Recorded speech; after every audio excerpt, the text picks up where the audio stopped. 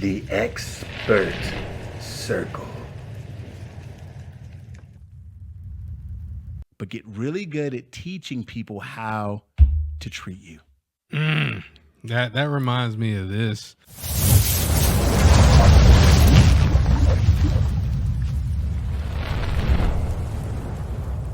Want them to come in here and watch this? Who? If they'll be quiet, then. Everybody left. Oh, they're all gone? Yeah. Still sounds like they're talking. All right. Yeah. So hold on. Let me get. See, look, you see he's looking at notes. You see this? Of course, I'm looking at notes. Ah. I gotta get my quotes together. They gotta be. So just back to back? Back to back. I'm gonna do a quote. Just give me the thumbs up when we're ready. All right. In this world, we have students, we have individuals that they're so intelligent and so talented. They're just so much more distracted. And one thing that I always say is that distractions destroy more dreams than failure will ever have a chance to. And one thing that I do in my programs, in my curriculums, in my books is I help students, I help leaders, and I help winners learn how to focus. That's amazing. So one thing that gets in the way of success is, people and what they've been through and not being able to let go of it. And this particular quote that I share quite a bit, and it helps people find their rhythm and communicate the impossible. And that's quite simply, when the dream is big enough, the facts don't count. And that's quite simply, yes, all these things have happened to you. Maybe also they've happened for you to understand what happens next. So when the dream is big enough, the facts don't count. That's good. I've never heard that before. So now with more awareness, we know, and people are going to therapy, and Black people are going to therapy. Latino people are going to therapy for the first time ever in a generation. And there's this talk about trauma and tragedy. And I'm very sensitive to it. My grandfather passed away when he was 45 due to alcoholism. And one thing that my dad taught me in my grandfather's trauma is to become a champion. We have to learn how to turn trauma into being a champion, because we're all going to have it. Isn't that what therapists say? They say we're all faced with some sort of trauma. So turn trauma into your championship ring. Turn trauma into your triumph. Okay. I feel like this is like a motivational dad jokes, but it's different. You know what I'm saying? So I remember being in grade school, and everyone was, super cool. Again, you know this about me. I didn't know much about rap music till I was a young adult, pretty much.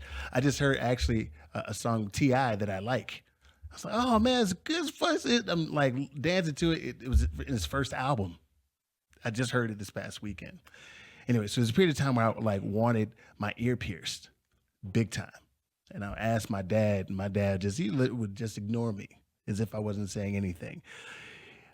Then the next year came, I was in junior high, and guys were like, they were getting tattoos. I'm like, oh, this is a thing, because then I could be cool if I have the tattoo. I wanted the earring, Dad. I don't want the earring anymore. I just want a tattoo. And he was, getting for work. It was like I'd woken up earlier to catch him before he left. And this is a big deal, because one of those folks that if my parents' room door was closed, I didn't even knock on it. If the house is burning down, that is it. Stranger at the door, maybe. But so he's getting ready for work. He kind of pulls up his he finishes his tie. Walk in the bathroom together. We're looking in the mirror together. He goes, son, do you feel like you're perfect on the inside? I was like, no, not quite. He's like, well, when you feel like you're perfect on the inside, that's when we'll start worrying about changing the outside. Ooh. That was the last moment I ever thought about getting a tattoo or an earring, not because they're bad to get, but on the list of importance, it just paled in comparison to everything else I was trying to be. Man, that's talking about dads, man.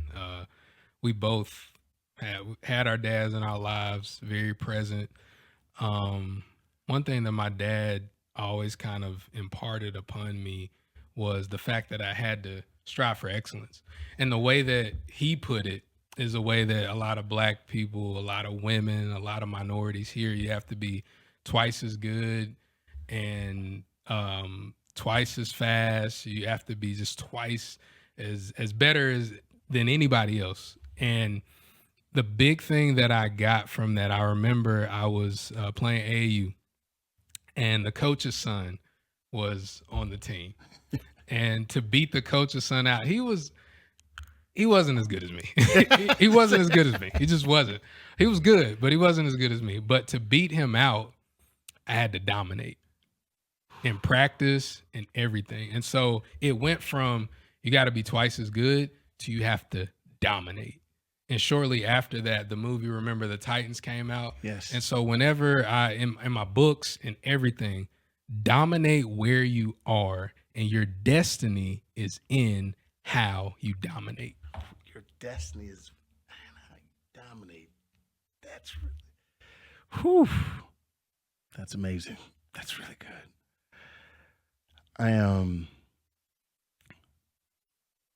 It's something that I think we've both been, I don't want to say frustrated by, and maybe I'll speak to myself, but the transparency is important. At the same time, I had a great childhood. You know what I'm saying? I don't understand. Have you been like, no, like different things. I tell people I stand on the shoulders of giants. My parents endured so much that I should never have. And I think it's a slight to them to pretend to be something that I'm not. With that being said, I still believe there's some power in how we share our stories and who we share our stories with. And something I've just been saying recently is nothing beats the truth but a good story. And if you're willing to share a good story, maybe it becomes more important than the truth. That's so good, man. Gosh. Wish I would have thought of it. I've been trying to keep some of these secrets. Yeah. Have you ever, there's so many people that we've never met that have had profound influences on our lives. And when you think about whoever the giant is in your industry, and you've talked about singing Zig Ziglar jingles and all that stuff. I got to see Zig live the year before he passed away. Wow. And I never got to see Jim Rohn. And I think about the people who we've kind of taken on their persona, so to say. Yeah. People that we've learned from. And no other person that I've never met has influenced me more than my grandfather. Never met my grandfather. Whoa. I'm Odell Bizzell II, and he died when he was 45. And I never met him, but I can feel him. And one thing that I get from stories is that he would always walk around with a smile and always say, if it can be done, I'm going to do it. If it can be done, I'm going to do it. Now, that wasn't always good because some things that can be done are not good. But from that, I felt like as his namesake, as somebody who is carrying on his name, his legacy, and different things like that, if it can be done, I'm the one to do it. So that's why I say all the time, I help winners win bigger. I help leaders lead better because it's needed in this world where they want us to be small. It gave me chills, man, thinking about your granddad. As a young kid, I don't know, one of my least favorite qualities about myself, I think, is I'm getting better. You can tell me or not, but I say like passive, very aggressive. Only because, I'm better, but I've become more direct, also, which helps. But I think in part, there are times where I was just angry, but can't really explain why I was angry. Am I holding things in? But ultimately, it just kind of led me to, as much as I like to think, and it's quite simply for those who have issues with anger, is to realize that an angry mind cannot think. And it's important to remember that because at times we live in an angry world and art imitates life. But I think now more, life is beginning to imitate art. People are posting things that they've never experienced more and more. and falling into it as if it's them. Did it happen to you? No. So bring up trauma before, the notion of vicarious trauma, which most people don't understand that exists. Like that is leading to so much anger. Hey, what is this elementary school kid showing up to school angry for? You're in elementary school, outside of what might be happening, but like just upset and not knowing why. Or the young person that's in college. There, so many things are happening that are leading people to be angry. And what makes someone more angry than not knowing why? And it's just a simple reminder of an angry mind cannot think. That's good, man. When you were talking about your background, it took me to this this quote that I totally made up myself. Really? And yeah, I remember, man. I think I was probably meditating. Stop that. We got to start over. Because you know what I'm about to say. The thing I'm about to say is going to be something you heard before. But anyway, so I just think about how when we start, people have disadvantaged backgrounds, or people have vulnerable backgrounds, or whatever it is. But I'm often reminded, and I want Black people specifically to understand this. Nobody starts from zero. Nobody starts from zero. No matter if you grew up in a single parent household, if your father was an immigrant from another country, if you're somebody who didn't make a lot of money or hadn't made a lot of money, nobody starts from zero, because just by the virtue of you being here, you have something. And if you're listening to this or you're watching this, you probably have the internet. You have something that you can use. And having the mindset that I create my reality, where did I start? Use that. So if you're somebody listening, you're like, Odell, you didn't grow up like I did. I probably didn't. But you could use that as a story to get ahead of me. Or I didn't have any money. You got some credit? You got somebody that got some credit? You ask enough people, you're going to get what you want, but nobody starts from zero. That sounds like it should be a book or something. It definitely should, right along with pay for your friends. Pay for your friends. Talk about that.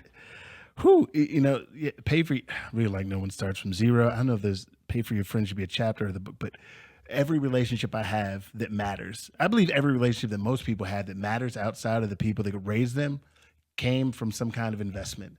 And you often say, I'm stealing a quote now in front of your face, but we pay for where we're at. And so it's like, if you aren't where you want to be, what have you paid for? What have you invested in? Who have you paid to be around? Like, people often, they make quotes and don't give them context. Oh, you're a product of the 5 people you hang around most. No, but really, who are you paying to hang around? When you do have some extra, when you don't have the extra and you get it from somewhere else anyway. But whether it be my wife, my best friends, I've paid to be around everybody that matters in my life at a high level, gym memberships, everyone I've been around, everyone that matters in my life outside of my immediate family, I have paid to be around. Paying for your friends will unlock the key to success. It's not even the quote I was going to share, but I was only kidding to them. Like, folks, now if you're smart, you'll pay one of us or both of us, honestly. I'm serious. There are a lot of folks out there. I'm not going to soapbox it, but there are a lot of folks out there. Heck, your program that you like and all the bells and whistles. If you're smart, you will pay to know us, because being somewhere where we are in real time is the only way to really get close to us anyway, to talk like this, to talk like we're talking. People paid to be here. That's it. But if you only want to get free friends, you're going to get free attitudes. That's what's going to happen. And it'll leak all over you, and we don't want that. Man. Probably just have one more and then I'll. This is good. This is really good. This is like I appreciate an this. exercise. It is. It's like really real, skill like sharpening exercise. for sure. For sure, man. For sure. Really quick. It's funny because years ago we talked about doing actually during the pandemic. We talked about what were they calling them? It wasn't called battles. Versus. We talked about being versus. And I was like, nobody would battle us in versus. I don't care who your favorite speaker is. I don't care who they are. They couldn't do this. Most. Okay, I'll back up because I don't know. Most could not do this. Nah. They could not go bar for back to back and not just quoting, but giving context. Nope. They wouldn't come anywhere near this table. Couldn't do it. Anyway, go ahead, bro. Couldn't do it. I got a quote, man. I got a quote. This, and I use this oftentimes when I'm giving trainings and the webinars. And people, whenever somebody comes to a free webinar or free training, they always want the how. Tell me how you did it right away, 1 minute in. And I ask them, the people that I get a chance to talk to on the side, I say, well, you know, before you make love, you just want to just jump right in. Like, isn't the experience better when you kind of coax it a little bit? You jump right in. When as soon as you get in the plane, you want to fly off. Like, there's some things that we have to talk to, and that's because people are stuck with the how-to. And I will say this until the day that I transition and pass on. But knowing how to do something is not a guarantee that you're going to do it. I know how to lose weight.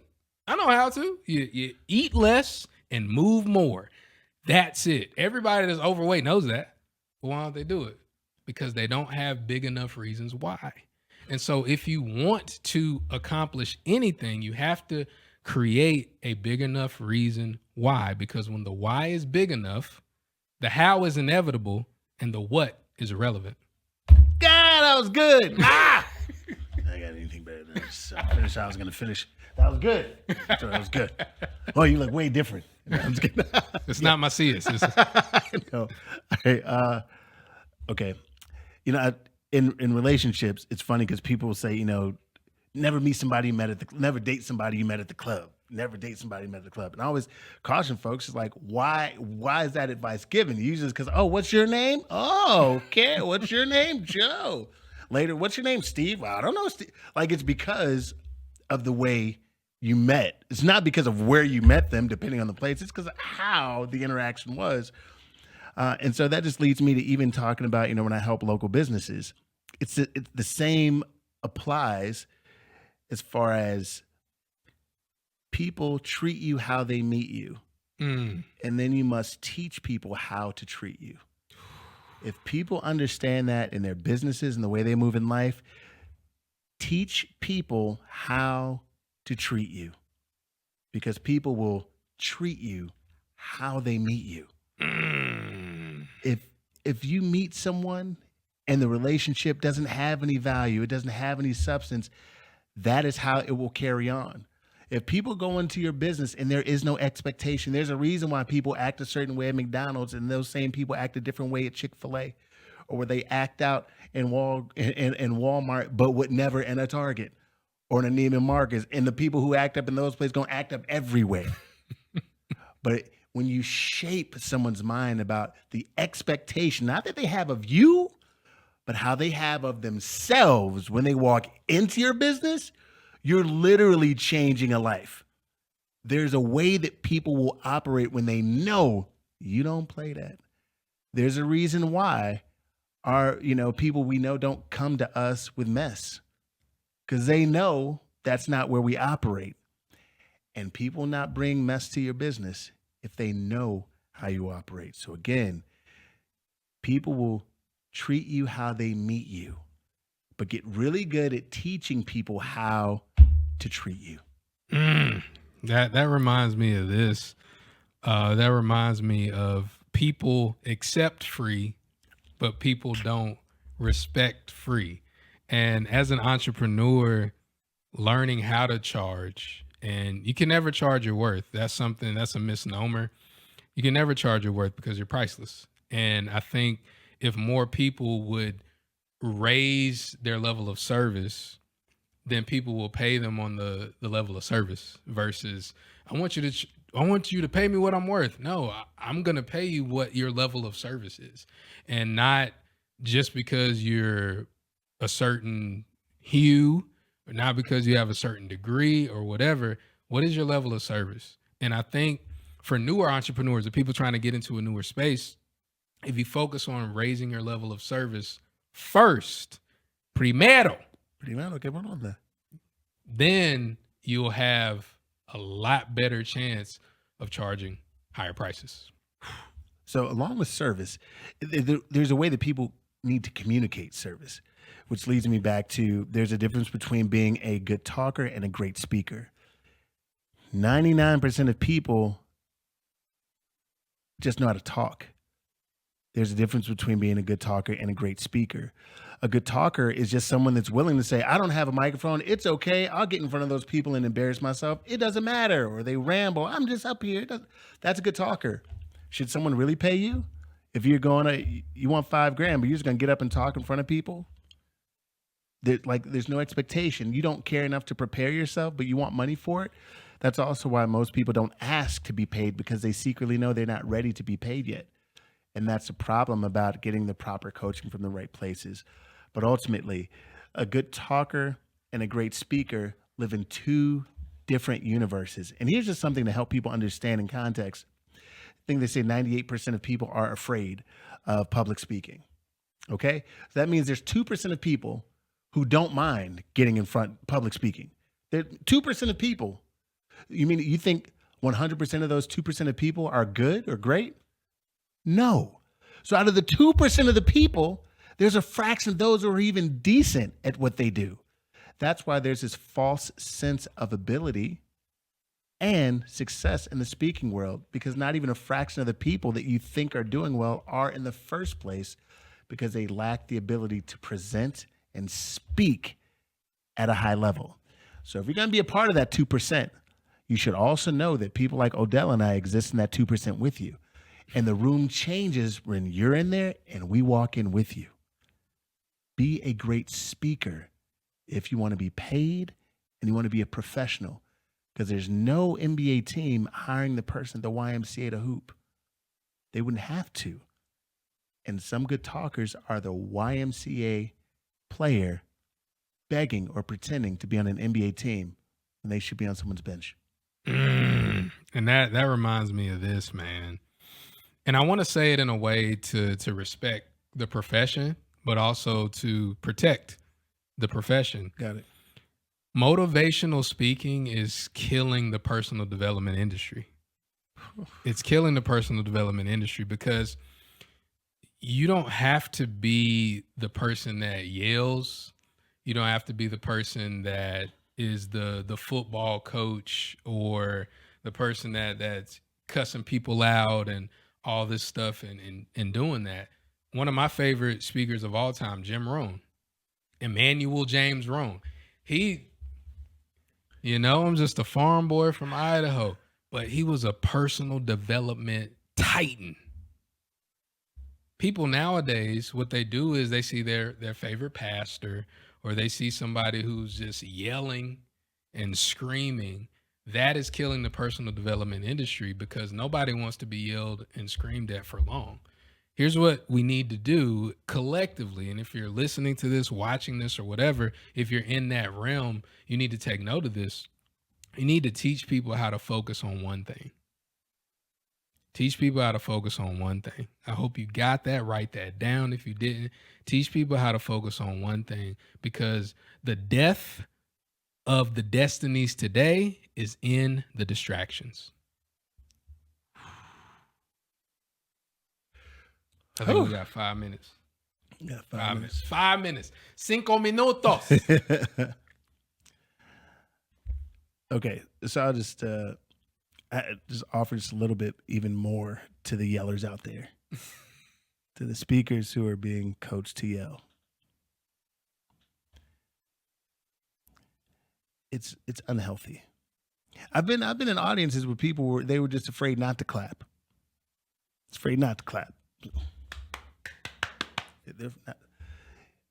I don't even know of, and I've asked some psychiatrists, some psychologists, do you ever yell at patients when they're on the couch? I've been on some couches myself. There's no part of the human psyche that enjoys being yelled at, not the healthy part.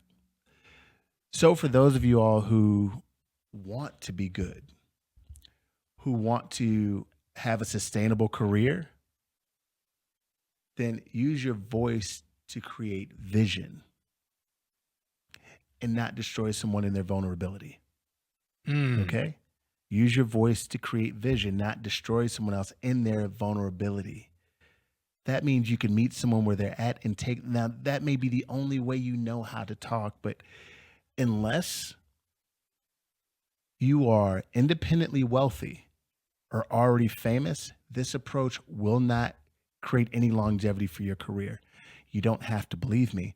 Heck, I'll say we can mention who some people consider the absolute greats. And out of the absolute greats, present day, there's only one. Mm-hmm. We can, I say Wayne Dyer, you say Jim Rohn. Heck, Les Brown, passionate. I do not believe him to be a yeller. Tony Robbins. I think I said Wayne Dyer before. Yep. Eric Thomas, more present day. Like those are like Inky Johnson would be considered a Titan. This is obviously not including ourselves at the very top of that list.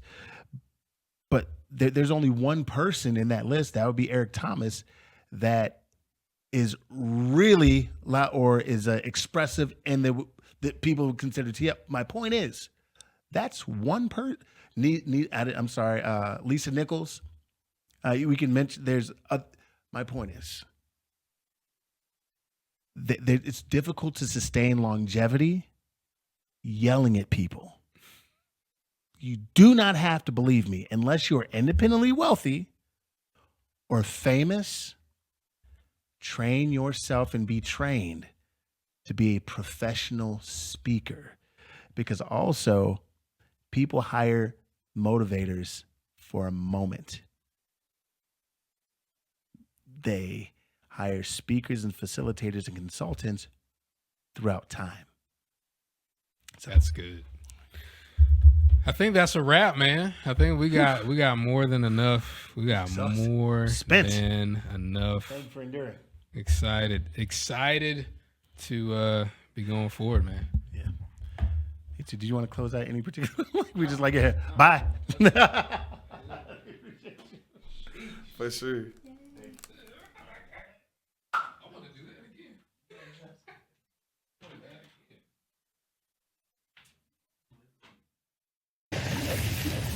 The Expert Circle.